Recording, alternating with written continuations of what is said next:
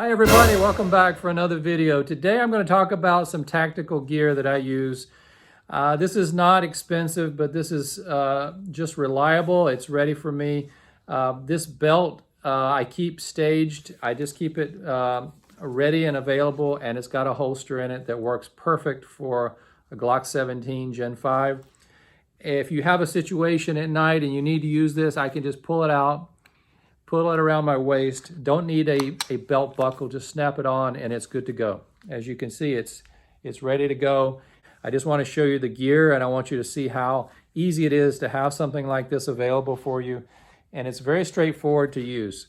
Now, the other thing that I use, and this holster used to be part of it, is a vest. And I hear very few people talking about vests. I know tactical vests are used by military, and I know police come on and they have their vests, but I never hear people talking about it in terms of home defense. Now this thing is kind of big and kind of heavy, but you can keep this just hanging in a very convenient location, and you essentially can have everything that you need in order to be prepared for any situation in a tactical vest like this.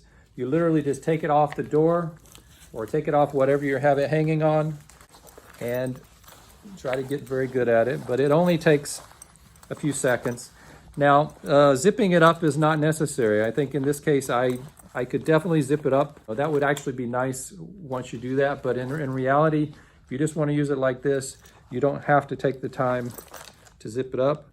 But the more you can practice and the more you can get comfortable with that, the better. So you can have lots of options, and I have on here, for example, I have a pepper spray, and I always have this around. This is like one of the last resorts that you would need. And you can see I have a range of force here, from a pepper spray to 12 gauge buckshot shotgun shells. So, basically you can have, all of your options available.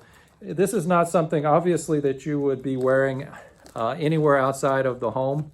I think if the situation arised, I would have no problem to throw something like this on if the situation warranted it and I had time. You have room for extra mags, and they can go in these pockets. And one of the reasons why this is also a very cheap vest is this right here. You hear that sound? You hear that sound? The Velcro. I love the Velcro. It's great for almost everything, but if it was a situation at night and you're carefully coming around and you want to be quiet and you want to basically staying put in your safe space, waiting to see what happens, it's best not to go out through your house roaming around looking to see who's there. If the alarm goes off, call 911 and then get to a stable location where you can be prepared to defend yourself. But opening these up with the Velcro is an issue, and even you let it fall down, it still connects again. So that gives away your position. That's not something that I like very much. There's definitely more expensive options available, but having some mags loaded that are in here is a great thing to do. And I think this is really gives you many different options, including on the inside. You have places as well to store things, and you could even have a extra protection inside. So I throw this on if I ever needed to, and I have yet had a situation where I felt warranted that I needed to throw this on, but I have had a situation where I grabbed my firearm and I used my holster. So the holster by far is probably the most useful thing to have, and be able to throw around your body, and you can throw this thing on and it will stick. So you got to make sure you have it sized right so that it will stay on your body. And you got to have your firearm loaded. You got to have your less lethals ready and lubed and checked, and make sure that they're available for you when you need them. And so I don't hear a lot of talk about people using vests, and I'm just wondering, is that why? Because of the extra time that it takes, to put it on in the middle of the night. Definitely time is important, and the amount of time that it takes for you to be ready really matters.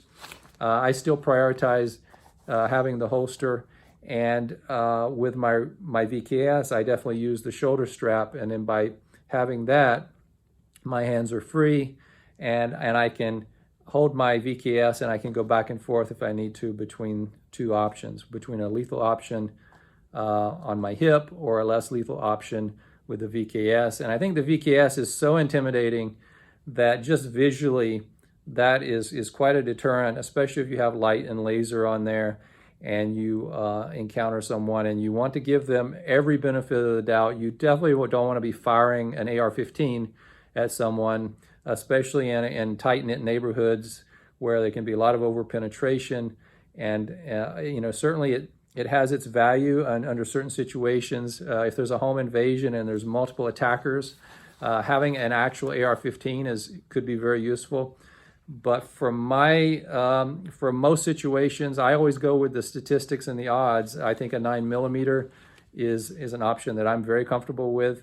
I can handle the recoil and I can shoot it accurately. I don't feel the need to go up to a 10mm. I'm not hunting bears out in Alaska, but I understand more firepower the better. It's just like a 12-gauge shotgun versus a rifle. I'll go with the rifle over the shotgun. But it does not mean that the shotgun is not of great value if that's all you have and that's what you choose to use. I have a 12-gauge shotgun that is essentially a last resort, but I would go with VKS first. I would go with the 9mm Glock second, and then I would go with a 12-gauge third. And at this point, I haven't had the need or desire to go into an actual AR-15 platform. It's not something that I do on the side. I'm not a hunter. I live in cities, as I've talked about before in some of my videos, and I'm in cities where it's tight-knit neighborhoods, suburbs, communities with homeowners associations and neighbors that are very nosy and they keep their eye out. So I think I feel pretty comfortable not needing something like that. Obviously, if we moved out into the country and we're living on acres of property and there's nobody around and you have to become even more reliant on your ability to protect yourself because police are even farther away, then definitely having more things in your arsenal, the better, if you do need to defend your home against home invaders. But if you're living in the city and you're living in very tight quarters, and we're not in great tight quarters, but we don't have huge yards here in the metro Atlanta, within the city, inside of the perimeter, which is really the heart of the city. But in Atlanta, there is some transient people that can come off of the highways, come into the neighborhoods that are otherwise very safe, and they can be burglaries and they can be things that happen, and they get back on the highway and they head back to where they live and where the most of the crime is actually happening. So these kind of things do happen. And there have been a few examples that we hear about in this general vicinity, and so we definitely try to stay prepared, no matter how safe you think your neighborhood is. But choose the tools that you think you need for your situation, and if you want more than that, go for it. If you have room to store them, if you want to buy safes and you want to store them and you want to have as many as you like, that's your prerogative.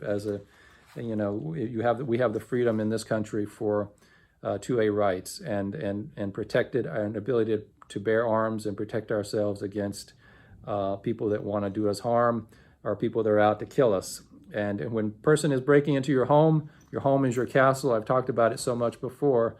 You should be able to defend yourself and use whatever will stop the person. We have no interest in harming or killing a person, but we have to stop a person if they are presenting a threat to us, if they're breaking into our home and we have no other choice and we're cornered.